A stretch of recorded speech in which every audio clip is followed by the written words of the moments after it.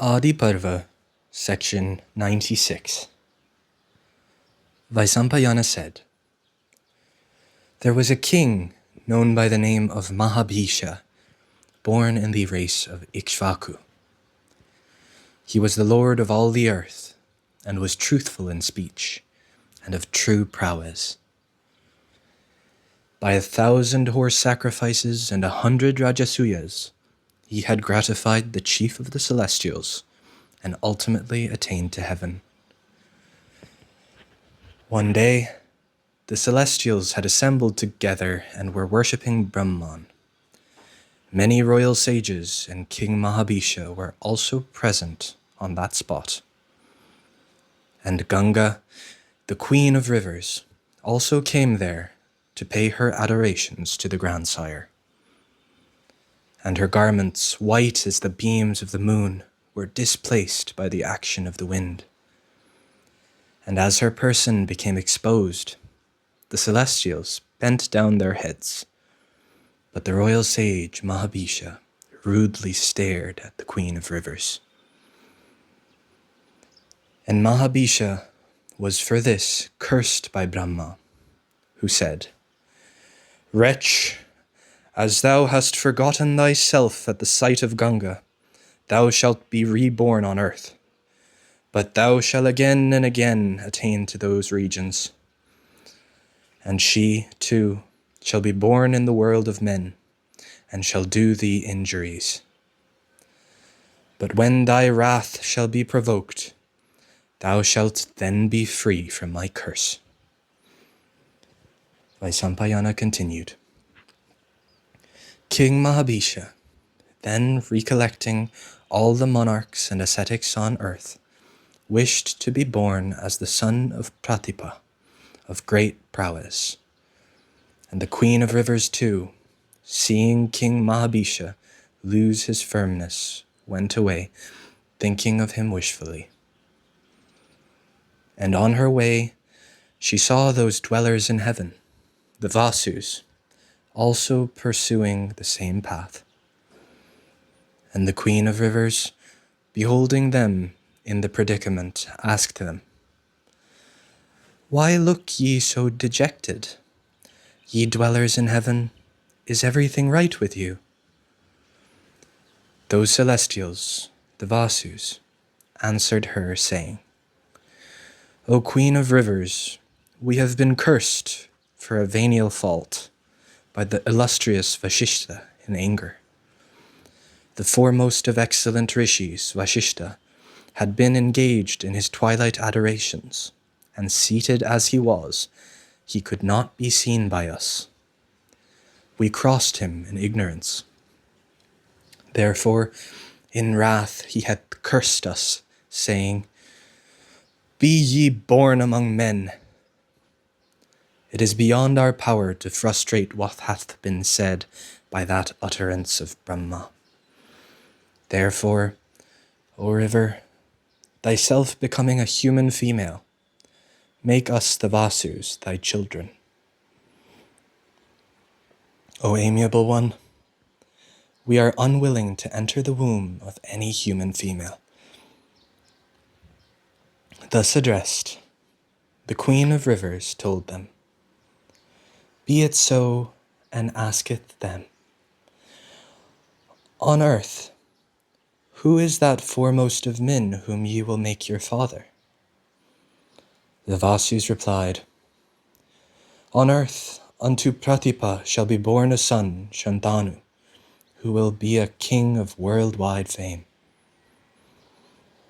Ganga then said, Ye celestials, that is exactly my wish, which ye sinless ones have expressed. I shall indeed do good to that Shantanu. That is also your desire, as just expressed. The Vasus then said, It behoveth thee to throw thy children after birth into the water, so that, O thou of 3 courses, celestial, terrestrial, and subterranean, we may be rescued soon, without having to live on earth for any length of time. Ganga then answered, I shall do what ye desire, but in order that his intercourse with me may not be entirely fruitless, provide ye that one son at least may live." The Vasus then replied, "We shall each contribute an eighth part of our respective energies with the sum thereof. Thou shalt have one son according to thy and his wishes. But this son shall not begat any children on earth. Therefore, that son of thine, endued with great energy, shall be childless." The Vasus, making this arrangement with Ganga, went away without waiting to the place they liked. Section 97. Vaisampayana said, "There was a king of the name of Pratipa, who was kind to all creatures. He spent many years in ascetic penances at the course of the river Ganga. The accomplished and lovely Ganga, one day, assuming the form of a beautiful female and rising from the waters, made up to the monarch. The celestial maiden, endued with ravishing beauty, approached the royal sage engaged in ascetic austerities, and sat upon his right thigh that was, for manly strength, a veritable salad tree. When the maiden of handsome face had so sat upon his lap, the monarch said unto her, O amiable one, what dost thou desire? What shall I do? The damsel answered, I desire thee, O king, for my husband. O foremost one of the Kurus, be mine. To refuse a woman coming of her own accord is never applauded by the wise. Pratipa answered, O thou of the fairest complexion, moved by lust, I never go into others' wives or women that are not of my order. This indeed is my virtuous vow. The maiden rejoined, I am not inauspicious or ugly. I am every way worthy of being enjoyed. I am a celestial maiden of rare beauty. I desire thee for my husband. Refuse me not, O king. To this, Pratipa answered, I am, O damsel, abstaining from that course to which thou wouldst incite me. If I break my vow, sin will overwhelm and kill me. O thou of the fairest complexion, thou hast embraced me, sitting on my right thigh. But, O timid one, know that this seat is for the daughters and daughters-in-law. The left lap is for the wife, but thou hast not accepted that. Therefore, O best of women, I cannot enjoy thee as an object of desire. Be my daughter-in-law. I accept thee for my son. The damsel then said, O virtuous one, let it be as thou sayest. Let me be united with thy son. From my respect for thee, I shall be a wife of the celebrated Bharat race. Ye of the Bharat race are the refuge of all the monarchs on earth. I am incapable of numbering the virtues of this race even within 100 years. The greatness and goodness of many celebrated monarchs of this race are limitless. O Lord of all, let it be understood now that when I become thy daughter-in-law, thy son shall not be able to judge of the propriety of my acts. Living thus with thy son, I shall do good to him and increase his happiness. And he shall finally attain to heaven in consequence of the sons I shall bear him, and of his virtues and good conduct. Vaisampayana continued, O king, having said so, the celestial damsel disappeared then and there, and the king, too, waited for the birth of his son in order to fulfill his promise. About this time, Pratipa, that light of the Kuru race, that bull amongst Kshatriyas, was engaged, along with his wife, in austerities from desire of offspring. And when they had grown old, a son was born unto them. This was no other than Mahabhisha, and the child was called Shantanu, because he was born when his father had controlled his passions by ascetic penances. And the best of Kurus, Shantanu, knowing that the region of indestructible bliss can be acquired by one's deeds alone, became devoted to virtue. When Shantanu grew up into youth, Pratipa addressed him and said, Some time ago, O Shantanu, a celestial damsel came to me for thy good. If thou meetest that fair-complexioned one in secret, and if she solicit thee for children, accept her as thy wife. And, O sinless one, judge not of the propriety or impropriety of her action, and ask not who she is, or whose and whence, but accept her as thy wife at my command. Vaisampayana continued. Pratipa, having thus commanded his son Shantanu, and installed him on his throne, retired into the woods. And King Shantanu, endued with great intelligence and equal unto Indra himself in splendor, became addicted to hunting and passed much of his time in the woods. And the best of monarchs always slew deer and buffaloes.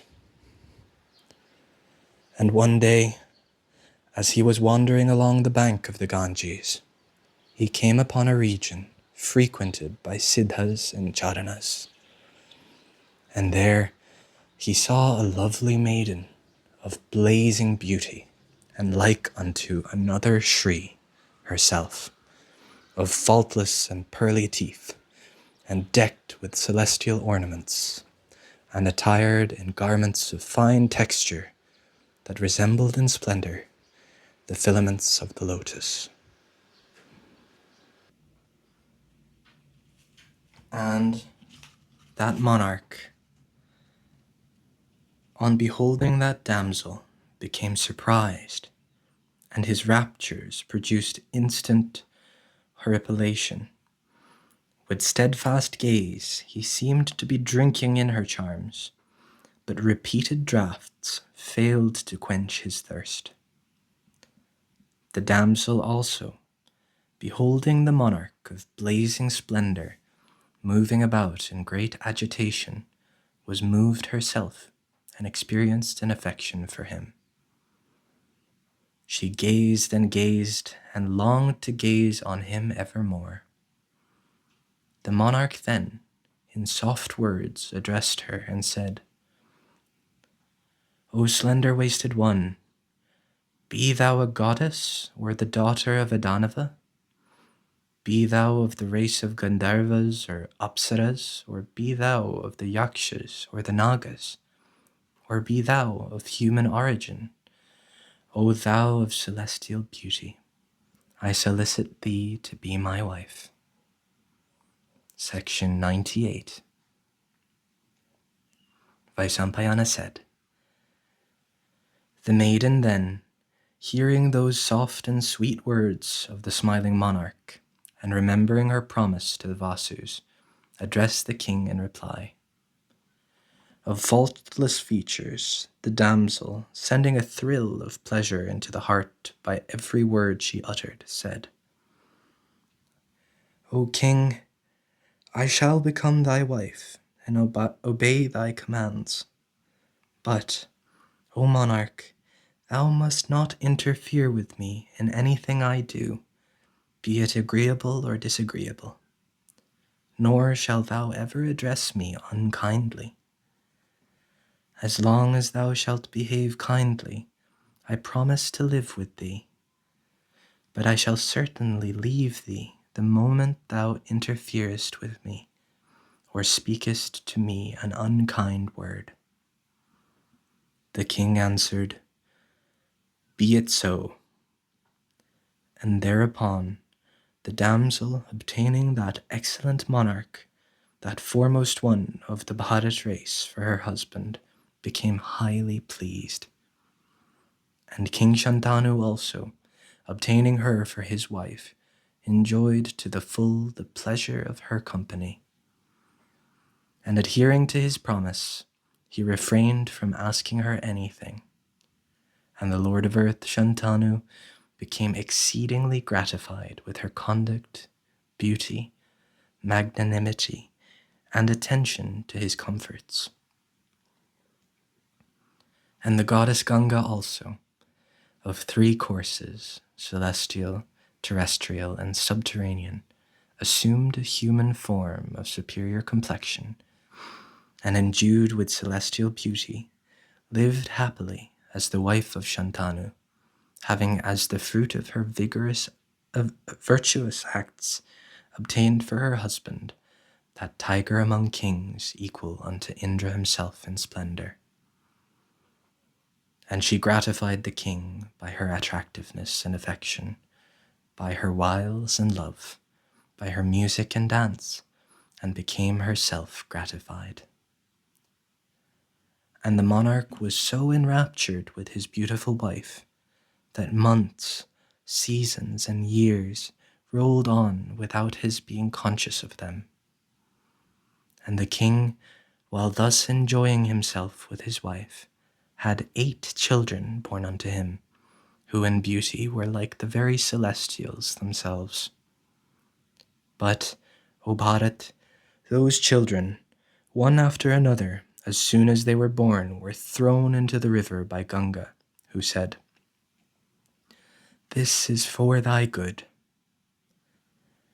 And the children sank to rise no more.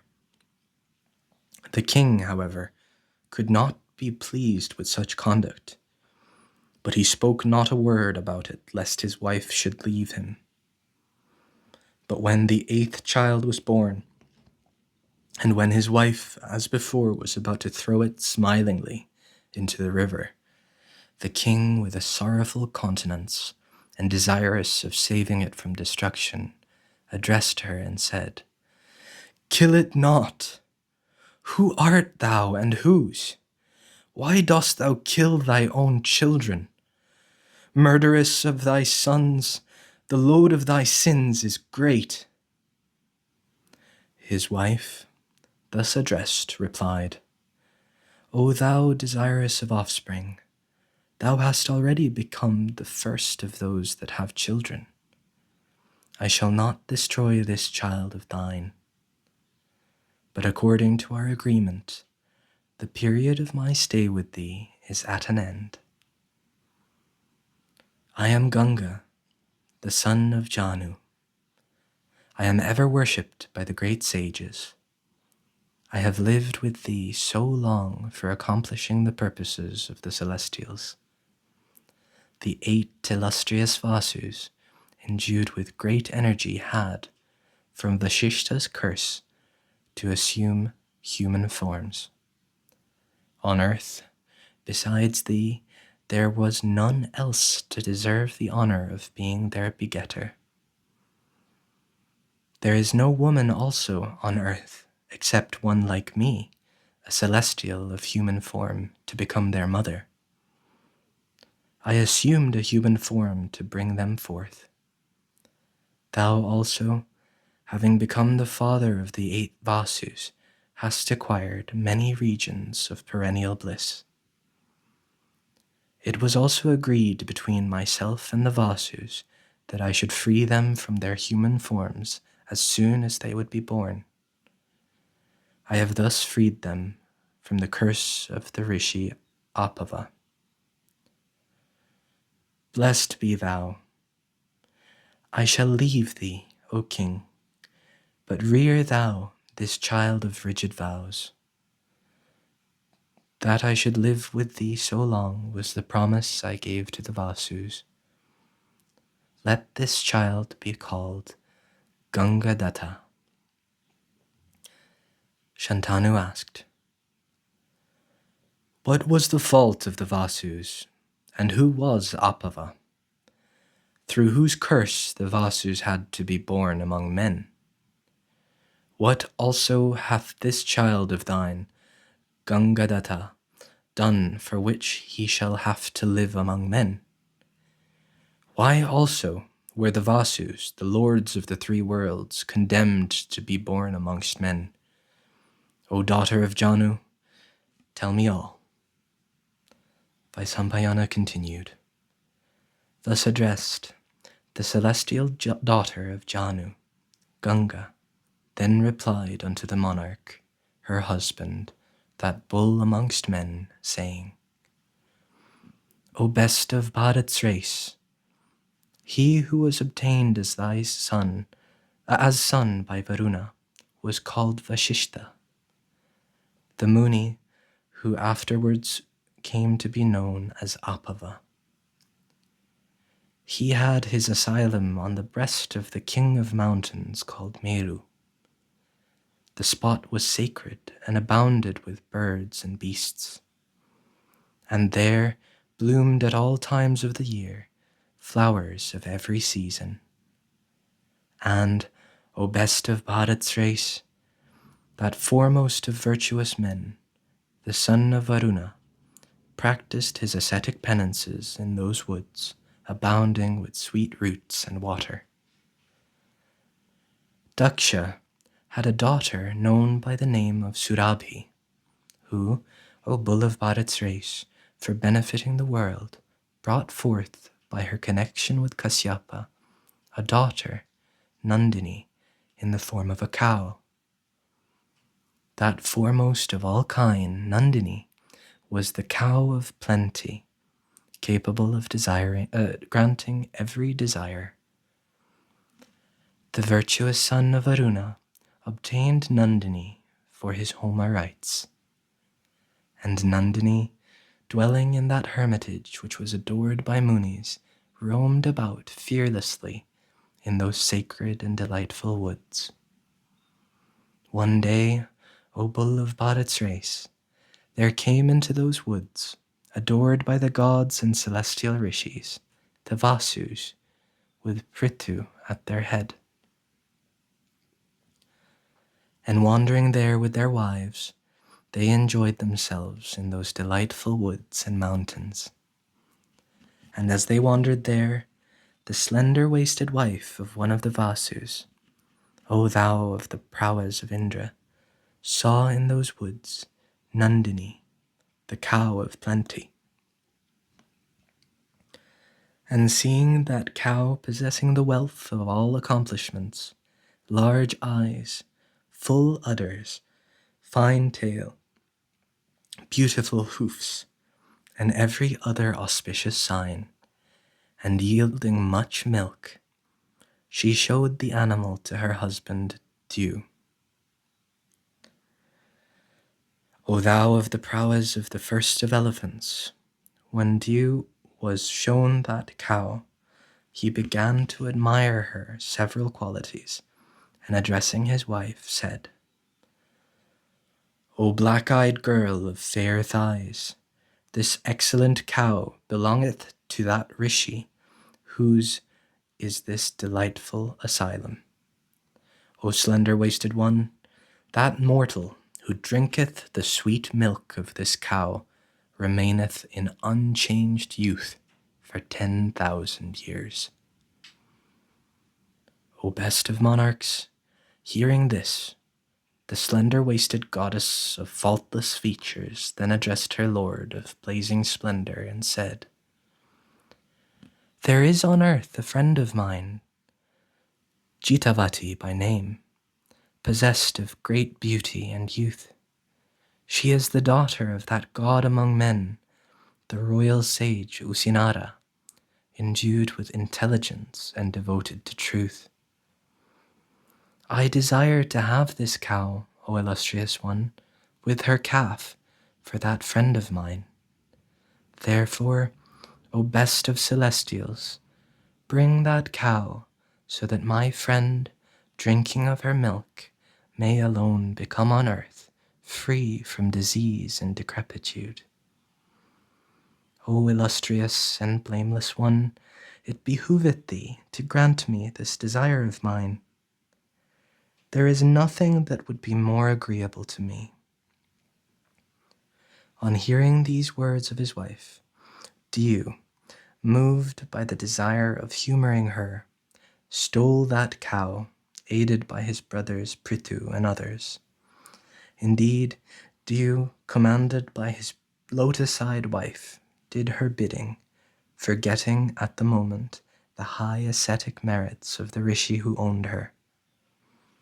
He did not think at the time that he was going to fall by committing the sin of stealing the cow.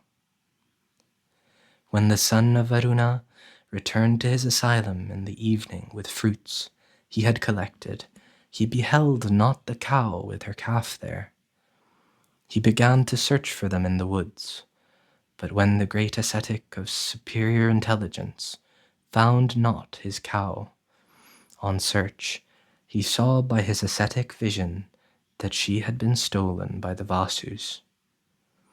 His wrath was instantly kindled, and he cursed the Vasus, saying, "Because the Vasus have stolen my cow of sweet milk and handsome tail, therefore shall they certainly be born on earth. O thou of bull of the Bharat's race!" The illustrious Rishi Apava then cursed them in wrath, and having cursed them, the illustrious one set his heart once more on ascetic meditation. And after that, Brahmarshi, of great power and ascetic merit, had thus in wrath cursed the Vasus. The latter, O king, coming to know of it, speedily came into his asylum. And addressing the Rishi, O bull among kings, they endeavored to pacify him. But they failed, O tiger among men, to obtain grace from Apava, that Rishi conversant with all rules of virtue. The virtuous Apava, however, said, "Ye Vasus, with Dhava and others, ye have been cursed by me. But ye shall be freed from my curse within a year of your birth among men. But he for whose deed ye have been cursed by me, he, Diu, shall, for his sinful act, have to dwell on earth for a length of time. I shall not make futile the words I have uttered in wrath. Diu, though dwelling on earth, shall not beget children. He shall, however, be virtuous and conversant with the Scriptures. He shall be obedient as a son to his father, but he shall have to abstain from the pleasure of female companionship." Thus addressing the Vasus, the great Rishi went away. The Vasus then, together, came to me, and, O king, they begged of me the boon that as soon as they would be born, I should throw them into the water. And, O best of kings, I did as they desired, in order to free them from their earthly life. And, O best of kings, from the Rishi's curse, this one only, Diu, himself is to live on earth for some time. Vaishampayana continued. Having said this, the goddess disappeared then and there, and taking with her the child, she went away to the region she chose. And that child of Shantanu was named both Gangaya and Devavrata, and excelled his father in all accomplishments. Shantanu, after the disappearance of his wife, returned to his capital with sorrowful heart. I shall now recount to thee the many virtues and the great good fortune of the illustrious King Shantanu of the Bharat race.